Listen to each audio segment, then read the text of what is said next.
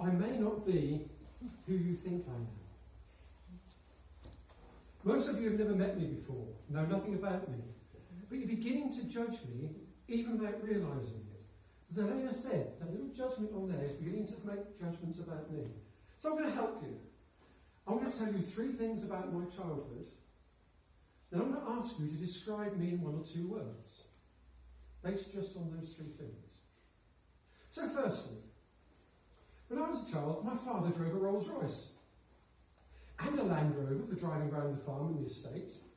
And of course there was the 2-seater Mercedes Sports for the lady of the house. Weekends during the season, Sunday lunch would normally be pheasant. Sometimes partridge or goose, usually pheasant. And as a youngster, I learnt to play squash in a detached private squash court in the grounds of the house. So who am I? Give me some words to describe me. Posh. Posh. Tough. Let me just flesh those out a little bit, because a little knowledge is dangerous. My father was a chauffeur, a servant.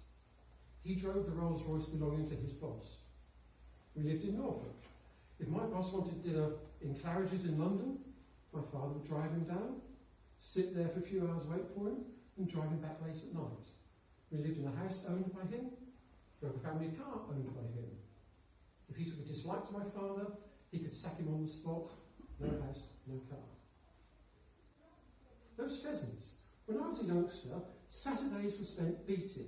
Now, if you don't know what beating is, it's a line of peasants walking across fields through copses, chasing pheasants, hopefully they spot the difference, up into the air for rich people to shoot.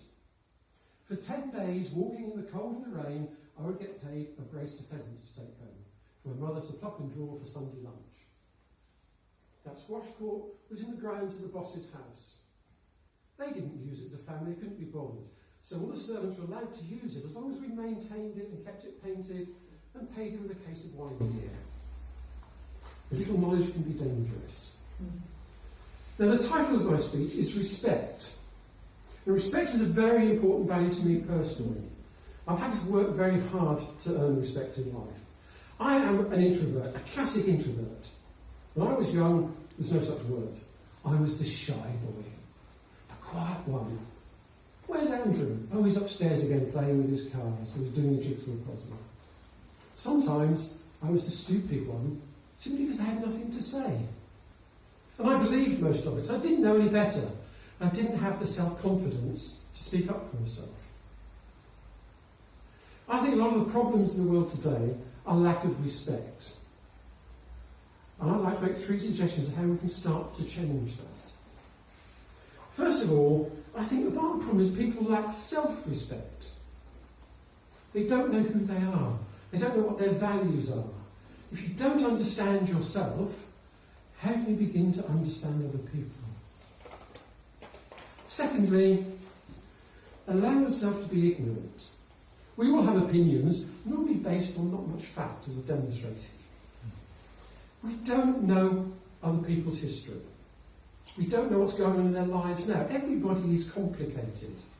We don't know what they're feeling or how they see the world, and yet we'll still make judgments. So allow yourself to be ignorant and go, I don't know, let me understand. And finally, trust. To build trust, you have to be honest and authentic. That means, first of all, knowing who you are, knowing your values, and sticking to them. And being honest, not brutal, but like evaluations, if you do it nicely, but being honest, even if it's not what people want to hear. You have to be authentic, otherwise people will not build trust in you. I'm still an introvert. I'm still often quite quiet. But I've gained the self-confidence to speak up. I can pretend to be an extrovert. I'm not, but I can stand up here, mainly thanks to Toastmasters, and talk as though I'm an extrovert. But I'm still quite shy at heart. I don't like to be judged. I like people to respect me for who I am. So I may not be who you think I am, but I know who I am, and I ask you to respect who I am. Mr. Contessa.